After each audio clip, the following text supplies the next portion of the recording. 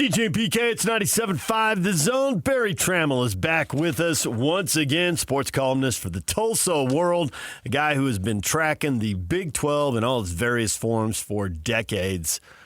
Berry, good morning. How's things going, guys? We got game week. We're so ready. Kick it off. Let's go. K-State, Iowa State. Let's make it happen. What a world. A guy in Oklahoma talking to guys in Utah about football teams from Iowa and Kansas playing in Dublin. It's quite a world we live in. Yeah, the big news here for us locally is that BYU is going to go with the freshman Bear Bachmeier. And you talk you talk about craziness in the world. I don't think this will ever happen again in the history of sports. It certainly has never happened, and maybe it'll happen at some point. This kid, he's from the Southern California area, right? Family, you heard of Hank Bachmeier, played for Boise and then a couple other schools, right? So, and his brother was a receiver at Stanford. So he graduates high school early last year, and he goes to Stanford to join his brother, participates in spring ball. Troy Taylor, who was the OC here for a couple years and did a great job with Sac State, gets a Stanford job. He has issues there, but Andrew Luck comes in, fires him last March, and then the Bachmeier brothers, led by Bear, transfer to BYU, and so then he wins the starting job. So he participates as a freshman in spring ball for Stanford and then starts his first day of school in Provo, and he'll be the starting quarterback. That's sort of amazing when you think about the rules and all with the eligibility now. But my thought for you was, we're looking for freshmen, first-year freshmen, not redshirt, but first-year freshmen who have been in the program. In this case, he didn't graduate early to go to BYU. He graduated early to go to Stanford, so he's only been on campus for a few weeks. Have you seen anybody that comes to mind? Or because there was a kid that I covered his high school in California before I moved up here, Banning High School in Wilmington, California. A kid named Holloway who led the Sooners, and he was a freshman, and it was a option quarterback. I think, Aikman broke his leg or something. He comes in. Anything come to mind as a first-year freshman having a level of success? Because there seems to be that there's such trepidation going in that direction. Well, Trevor Lawrence was great at Clemson. Jamel Holloway did quarterback Oklahoma to the national title. He took over, game 3.5, so fourth game. So he started, 8 games that year. Did great. I'm actually going to be me and Jamel are doing a panel together on the day before the OU Texas game. Oh, interesting. Next in October, so I'll see Jamel soon. Every once in a while, you see guys. Of course, I got the Oklahoma orientation here, but Baker Mayfield went to Lubbock without a scholarship and ended up starting the season opener, which was just crazy. And then made 5 or 6 starts, and that year got in Cliff Kingsbury's doghouse and transferred to Oklahoma. But it's very rare. We've seen the Nebraska kid, Raiola, come in and play and did okay. He's ballyhooed quarterback. It's not ideal, and when it does work these days, it needs to be, you would think, one of those January enrollees. Right. Which is not Jamel Holloway, by the way. Nobody even thought about somebody skipping your second half of your senior year of high school to get a jump start on college 40 years ago. But my question would be, how much experience, knowledge, whatever, did Bachmeier get at Stanford? Is he back to zero, or is it actually, didn't hurt that he did spend that year at Stanford? I think it would have helped him. They said in his spring ball that he was competing, and of course BYU's angle is that he would have won the job, so he would have been starting for Stanford this year as a first-year freshman instead of BYU if he hadn't transferred. Yeah, and of course the fun part, I believe the Cougars and the Cardinal play this year, don't they? They do. Well, there you go. So that's fun. It's a crazy world, but I think freshman quarterbacks are more ready to play than ever before because most of them, if they come from places like California and Texas and the South or wherever, they've been playing all year round in the 7-on-7 stuff, and most of the high school coaching is better than it's ever been in terms of scheme and those kinds of things.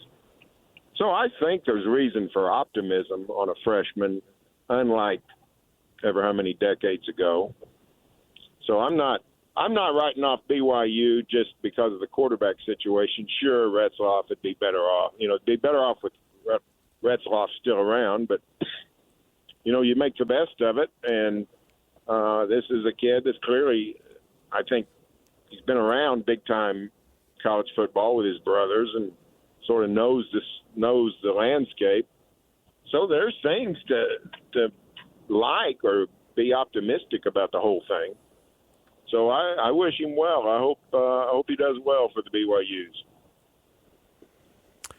CBS Sports has 7 writers, and they all ranked the Big 12 teams 1 through 16. It's like there's 3 groups. There's a top 7, and Utah and Texas Tech both got 4 of the 7, picked them to go to the conference title game. And then there's BYU and Kansas kind of sitting in the A9 spots, and then there's 7 teams at the bottom, and there's very little variation from that. You think these preseason predictions are any better this year than they were last year? Does the media have to get something right at some point, or is there any point in even reading this stuff?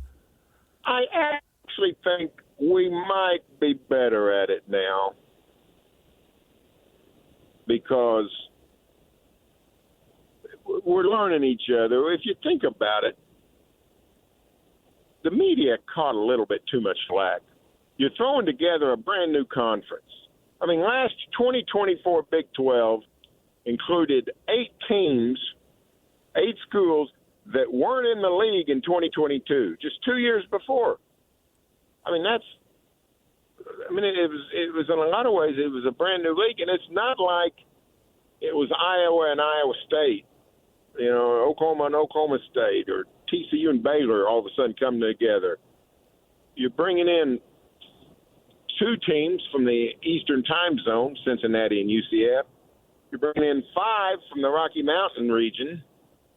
I mean, it's just all of a sudden people get thrown into a room together, and just all of a sudden have to start getting along and learn each other. So this seemed, if you're ever going to have an upside down forecast, which is what the Big 12's had last year, and a bit like that in 23. That was the time to do it. So I think we'll probably have a little more insight into each other, and maybe the picks are going to be okay. I still think a team, because of the portal, because of the culture in college football, I still think a team can come from far back of the pack. I still think, a BYU, a Colorado, a Cincinnati, whoever. I mean, nobody saw Arizona State coming last year, so anybody there. Somebody could still surprise us.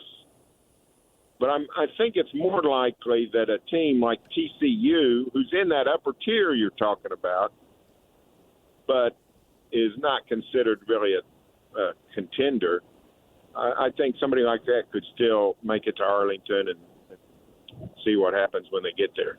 Yeah, I think that clearly the Utah love is a couple of reasons. Kyle treats everybody like he's their buddy, and I, as a former print guy for 23 years, I believe deep down we're supposed to be curmudgeons, but we also want to be loved. And if somebody treats you well, you're going to be inclined to favor them to an extent. And, they have the rep.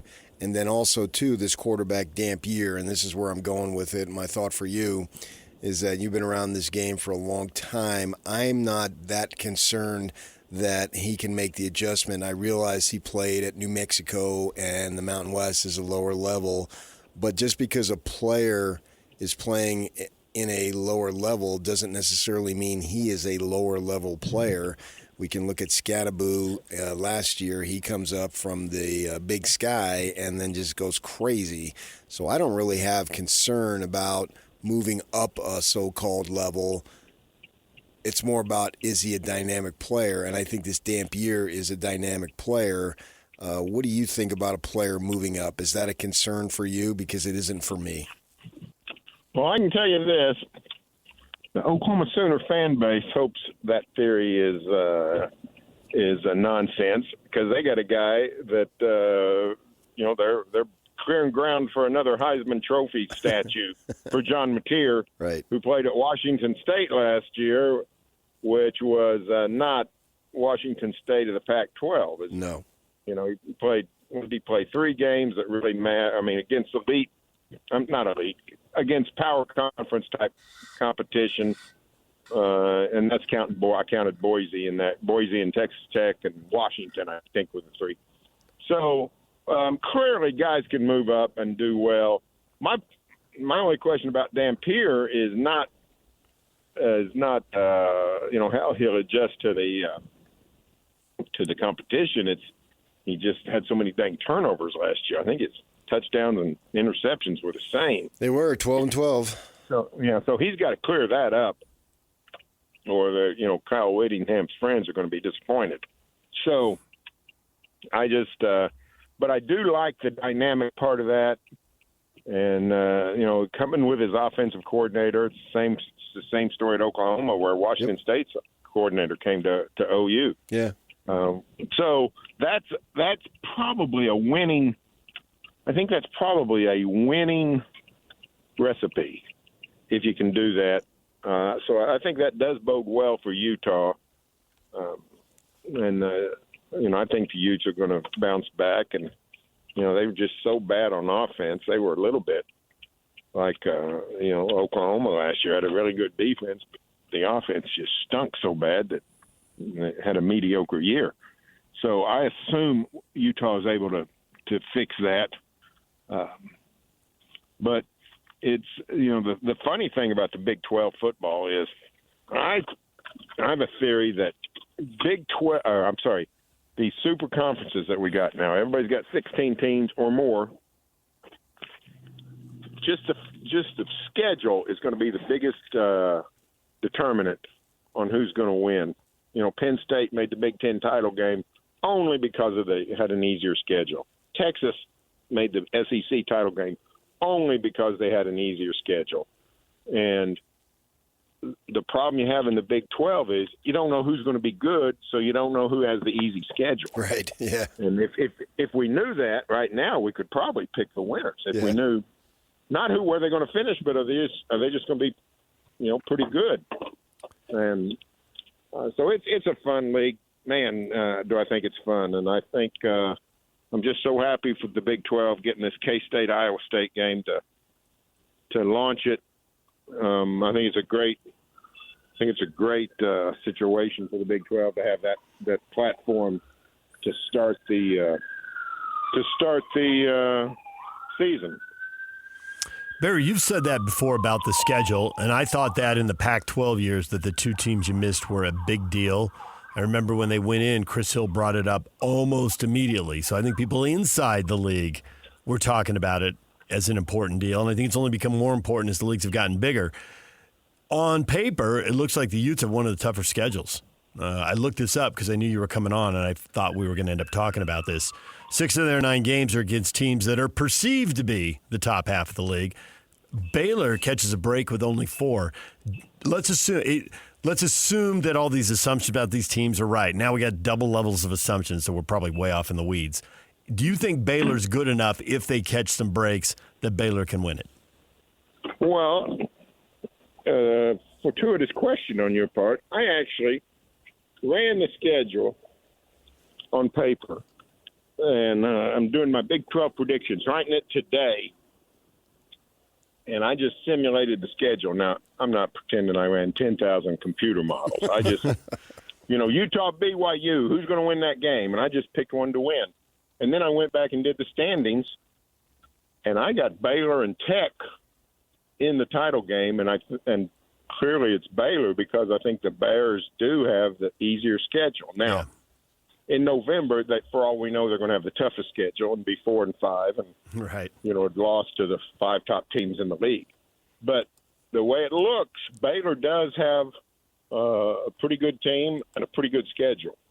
So I think they are a dark horse, or maybe not even shouldn't be a dark horse, but I do think they're a really interesting team to follow because, they were the hottest team in the league at the end.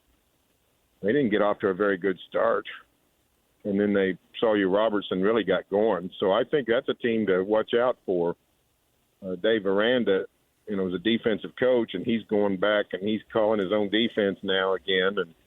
And he's got a good quarterback situation, good offensive coordinator, and Jake Spavital. So I like Baylor to make it to Arlington. I think that's who I'm picking to make it to Arlington. And who are they going to play? I had Tech there. I just enjoy throwing somebody, and then part of it was Tech's schedule too, if I remember right. Tech's schedule didn't seem too onerous. But the conference was exactly like it was last year. There's a couple teams tied at 7-2, and then there's like 4 or 5 at 6-3, and I think that's what we're going to have. Yeah, and it's going to be sad. It's going to be sad for the Big 12 when we get around to picking the college football playoff, because they're going to do the same thing they did last year, and they'll just have one team, and they'll be seated low, and until somebody rises up and starts dominating the conference, this block-headed committee we've got will just seat them ever how they want to. I didn't know what you guys thought, but when we got that kooky idea of 2018 Big Ten idea for the playoff, yeah, I didn't think it was absolutely silly.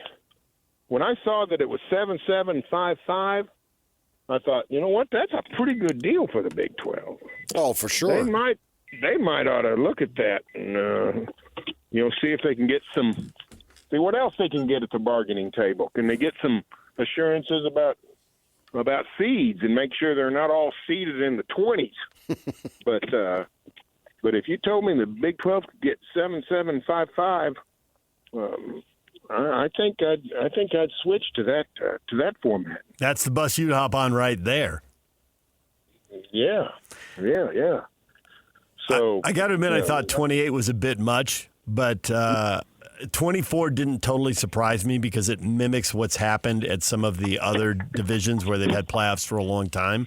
And I do think that the top 4 or 5 teams in college football tend to pull away from the rest of them. So if you had a playoff where you could win a game or two, you could build some status by winning games that are roughly comparable before you run into one of the big dogs who has all the built-in advantages. They really do. Yeah. They really do. And people say, people are always saying, why do we need 20 teams, 24 teams? There's only 8 teams that can win the title.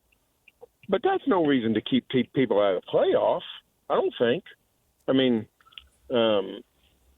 Arizona State last year, I don't think Arizona State could have won the national title. But they dang sure could have beat Texas and almost did. And if they had won that game, it would have done wonders for Arizona State, and it would have done wonders for the Big 12. So I think there's all kinds of good that can come out of making the playoff and winning a game or so when you get there. I'm with you. Absolutely. Are you in the Oklahoma Hall of Fame, Barry? I am in the Oklahoma Journalism Hall of Fame. And that's different than the Oklahoma Hall of Fame? Yeah, we got the Journalism Hall of Fame, we got the Sports Hall of Fame, and we got the Oklahoma Hall of Fame, which is really sort of the Highfalutin Society Hall of Fame. So my chances of there are nil. Actually, I got one goal left in life, and that's to make the Norman High School Hall of Fame. I think there's been a couple of sports people make it. So my life will be complete if I can get in there. But I don't have a lot of they got mad didn't get mad at me, but they got mad at somebody. They took me off the voting panel for the Oklahoma Sports Hall of Fame. So when they remove you from that, your chances of getting in that are not very high. So, I'm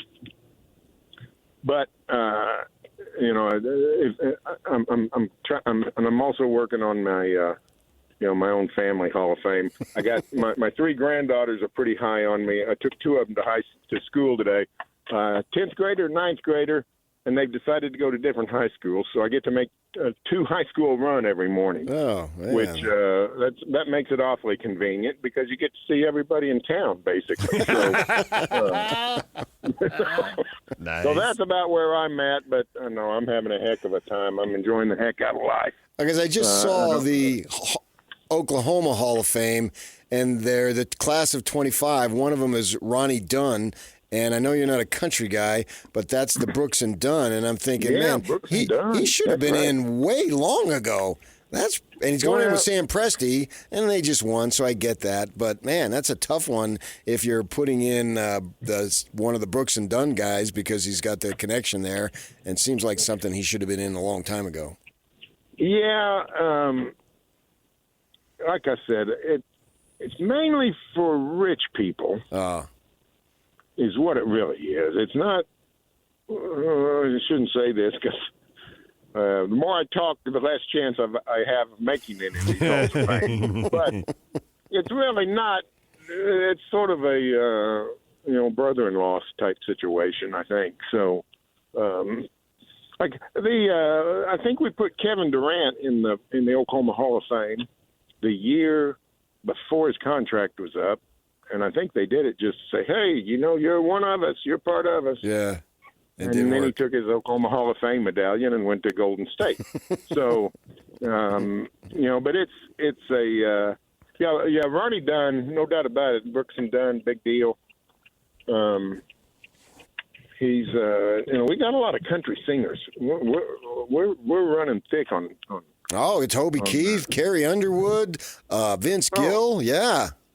Yeah, Garth Brooks. Reba McEntire. Yeah. First time I ever saw Reba McEntire, I was 18 years old, and I covered the Oklahoma-Nebraska game.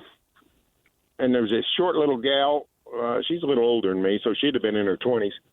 A short little gal in the press box before the game, and I thought, who's this gal? And then later they take her out, and she sings the national anthem, and I never heard of her.